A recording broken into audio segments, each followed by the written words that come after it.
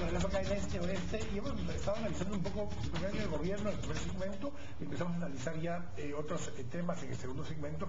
Terminábamos con un comentario de Philip con respecto a actores de poder. Lo explicaba Philip muy bien, tradicionalmente había una rosca desde la época de la colonia para acá, desde la reforma liberal en particular, para acá había una rosca alrededor del poder. La rosca tenía tres patas, o tres sectores. Uno, el poder de la Iglesia Católica. El segundo, el poder de la economía tradicional dentro del país, en esa época principalmente café, cemento, azúcar, lo que podía haber estado fuerte a principios del siglo XX principalmente, y un tercer segmento que era el ejército. Esas tres estructuras eran las que ostentaban o administraban o decidían o definían quién ejercía el poder político en Guatemala. A partir de los años 50 hay una transición o una transformación. Primero empieza a surgir una iglesia evangélica realmente desde el principio del siglo XX, pero empieza a fortalecerse más en los 50, 60 y 70 en particular, con lo cual él empieza a generar un poco de debilitamiento al poder político que ejerce la Iglesia Católica. Se genera también un surgimiento de la economía emergente, todavía no entrando a la última etapa que decía Philip, pero sí empezamos a ver economía que tiene que ver más con comercio, que tiene que ver más con servicios, y poco a poco de los 50 para acá empiezan a tener que ver en telecomunicaciones, tienen que ver incluso con contratos con el Estado y otro tipo de rubros de esa forma. Y el ejército empieza a llegar a su cúspide después de los 70 y 80, pero después a partir de Mejía Víctor, de General Gramajo y de la transición que hubo, empiezan a perder poder político de estructura militar. Entonces las tres estructuras que sostenían el poder político de Guatemala se debilitan por completo. En esa situación estamos en esa transición también, no solo una transición generacional, sino que una transición de actores de poder alrededor del poder político. ¿Cómo ves, especialmente habiendo visto venir todo esto que vino de la par del debilitamiento de las guerras ideológicas, vino de la par del surgimiento de estas otras élites sociales, académicas y demás? ¿Cómo ves esa transición en este momento? Bueno, creo que una de las grandes necesidades, ya Philip decía lo de la formación política, porque si cualquiera va a la política, pero la formación política es una cosa, pero yo he llegado a una conclusión: tenemos que construir ciudadanía, tenemos que dejar de ser una sociedad de habitantes y llegar a ser una sociedad de ciudadanos. Pero el gran problema es que ni siquiera se asumen las responsabilidades y los deberes ciudadanos, porque ahí empieza el político. Para poder ser un buen político hay que ser un buen ciudadano. El que es un buen ciudadano entiende que ir a la política es ir a la política, a la cosa pública, a servir, a administrar, a servir y a proyectar para bien a un país, a un municipio, a un departamento. Pero si no tenemos ciudadanos, ¿cómo nos vamos a garantizar que cuando van al escenario político sean buenos políticos? Eso es como aquel que cuando fue oposición fue antidemocrático. ¿Qué garantía tenemos que cuando llegue al poder va a ser democrático? ¿Se va a volver bueno cuando sea a gobernar? No, porque como él como oposición no fue democrático. ¿Qué pasa con los diputados? ¿Será que el hemiciclo los vuelve malcriados? No. Llegan a tirar agua, maltratarse, quemar cohetes, sonar bocinas, porque así son. No es que el hemiciclo los vuelva malcriados. Así somos como sociedad. Yo pienso que hay mucha falta de valores en la sociedad, que tienen que rescatarse. Y la política es algo importante para el país y tiene que respetarse, pero el primero que se debe respetar es el actor político. Si un joven como ustedes va a la política, tiene que ir con la conciencia de que esa responsabilidad tiene que ser bien ejercida, tiene que estar formado, tiene que conocer su país. Pero hay gente que quiere ir andan viendo si compran partidos, háganme favor, como que es el supermercado de partidos. Eso es una cosa nefasta para el futuro político del país. Y yo creo que, además de la formación política, que es tan importante, que ya es una especialidad, hay que empezar con la ciudadanía, que es lo que la gente debe de saber y es su rol ciudadano, lo que vale como persona y como ciudadano en un país. Álvaro, ¿cómo has visto esa transición, justamente esa estructura que venía con esos tres pilares de actores políticos o de actores de poder a lo que tenemos hoy? Ese era el statu quo, lo que mencionaste era el statu quo que toda democracia tiene que romper, atraer nuevos actores y crear eso que se llama la poliarquía.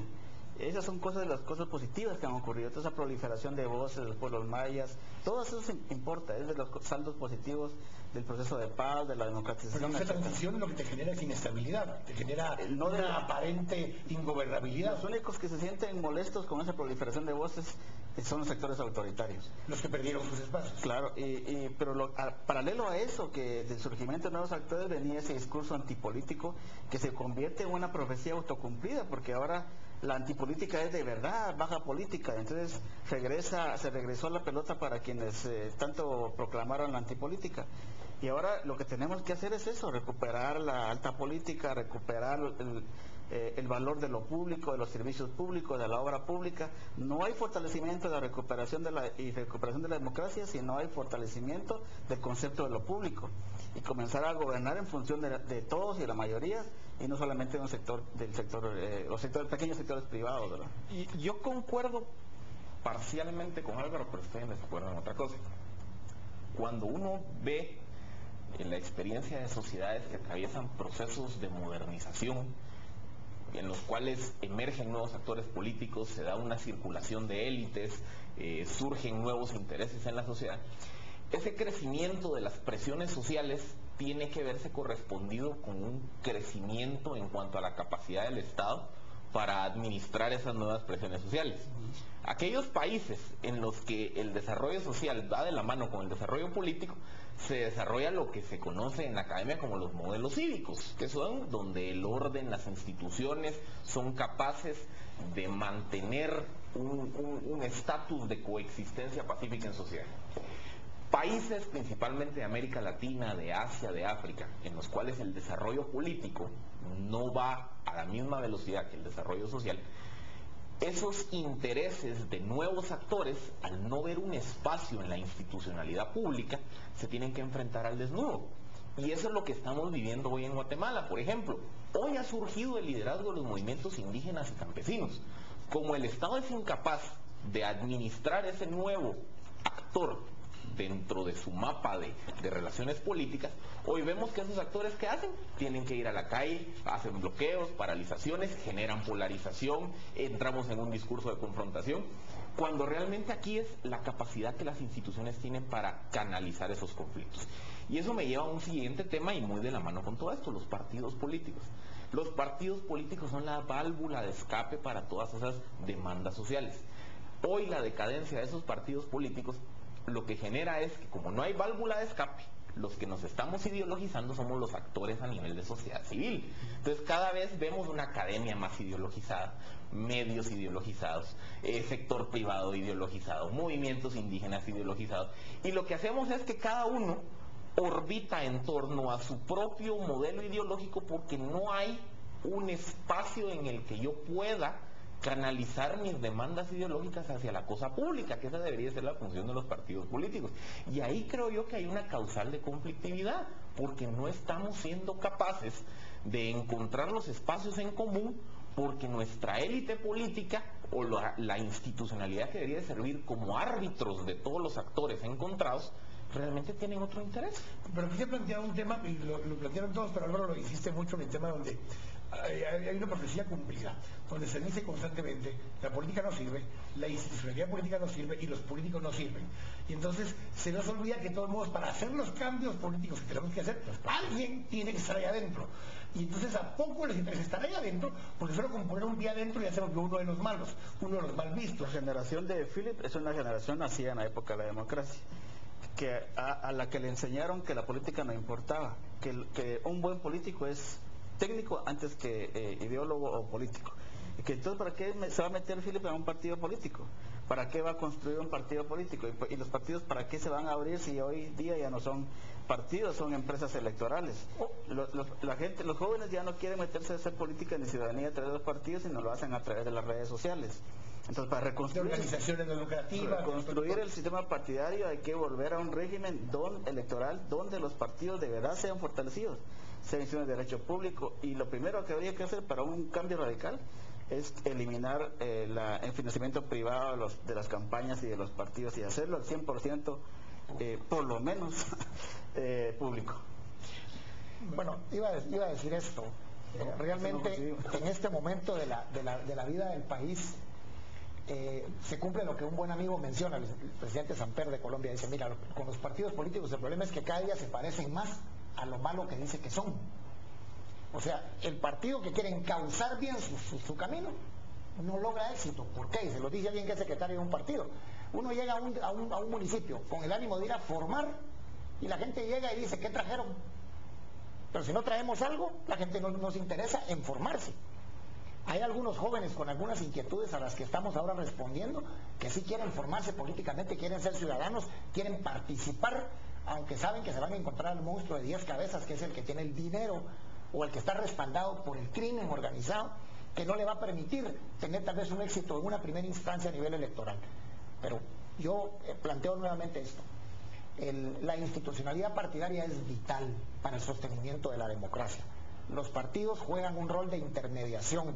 Los partidos en la democracia son aquellos intérpretes y son aquellos catalizadores y son aquellos capaces de crear espacios para resolver la temática municipal, departamental o nacional. Algo con lo que decía Álvaro, yo ahí voy a admitir un proceso de evolución de pensamiento y es... ¿De Álvaro o tuyo? Mío.